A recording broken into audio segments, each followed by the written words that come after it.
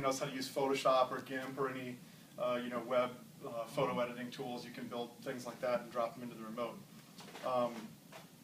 That's really it. I mean, the whole point is a remote control that you can kind of make your own and make as custom as your room. So, any questions before I'm just going to give you guys a really quick demo. So if you have like an Android tablet and an iPad, can you have them both working simultaneously? Yes. As long as you have, there's certain hardware that can't handle 2 clients at the same time. There's some global cache hardware that we use. One's called the GC100. It's an older piece of hardware, and it'll only support 1 client connecting to it at a time. And then there's some AV receivers, like David's Denon, will only handle 1 client connecting to it at the same time.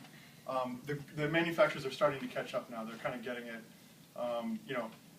My CEO was standing at CES in January talking with another partner of ours at a receiver manufacturer who shall remain nameless. And they said, when are we going to get multiple client capability over IP? We can help you guys do that. It's not a big deal. And they said, well, why would anyone want to connect multiple clients to this at the same time? And everybody kind of looked at each other and said, well, it's a multi-zone receiver, right? Couldn't you conceivably have 2 people in 2 rooms?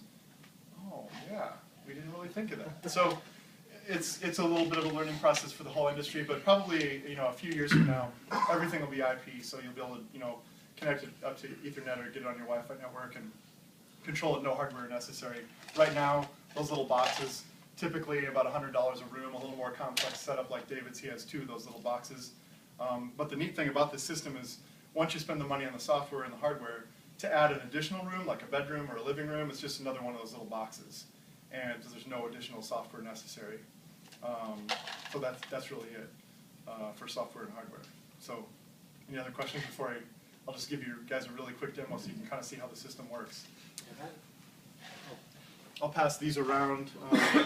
Dennis, do you have a question? Yeah, quick question for you. So do you have like all of your, say you're doing IR, for example, do you have all of your IR protocols are already loaded in there?